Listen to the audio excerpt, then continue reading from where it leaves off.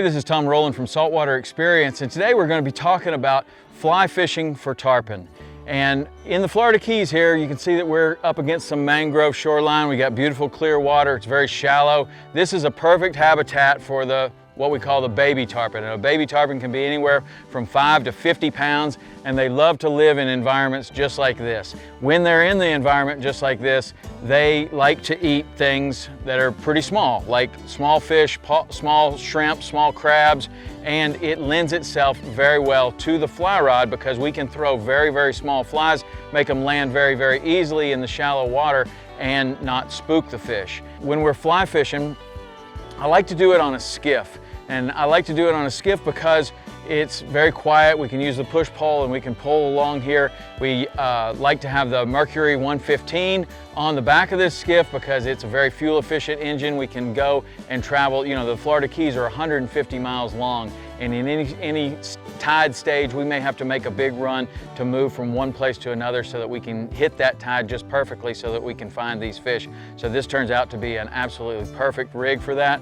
But the angler's going to stand on the bow and we're going to push along these mangroves and try to find these smaller tarpon. When I do that, I try to have a rod that is ready for the small tarpon, and that's going to be a 9-foot 8-weight with an 8-weight weight forward floating line, and that will allow me to fish in this very shallow water without getting hung up, without the line sinking down very far, and that is pretty much the perfect baby tarpon rod.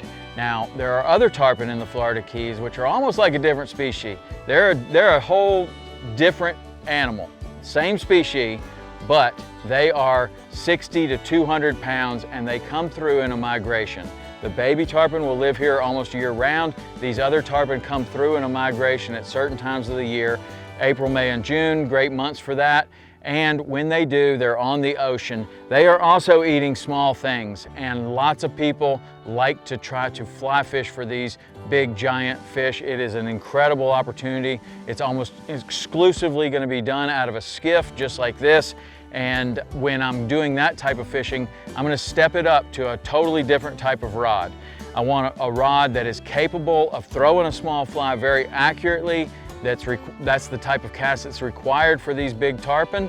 But if you are lucky enough to hook one, you also have to have a rod that is capable of landing one of these big tarpon. So I'll step up to a 9-foot 11 weight, and I'll use a reel that is designed for tarpon. It's going to have 300 or 400 yards of backing on it and a weight forward floating 11 weight line on that rod, and that is a rod that is capable of landing a big tarpon. Now, fly fishing for tarpon is not easy. It's not easy at all. In fact, it's a real challenge. And a lot of people take this challenge very, very seriously and devote lots and lots of time to it. If you're coming down for the first time, or you haven't done it much, or you're mostly a freshwater fly fisherman, I would strongly suggest that you try to get some instruction before you come to the Florida Keys or any international destination that might have tarpon, and get some quality instruction on what the requirements are going to be for you to be able to cast in salt water. Often the casts are a little bit longer, often you've got wind to deal with, and they have to be incredibly accurate. A great casting instructor can get you tuned in and teach you drills to practice before you come, and every bit of that practice that you put in will make a huge difference when you get on the boat. So I wish you luck. I hope you come down here and catch a big tarpon. I hope to see you down here, and definitely don't forget to put in that practice.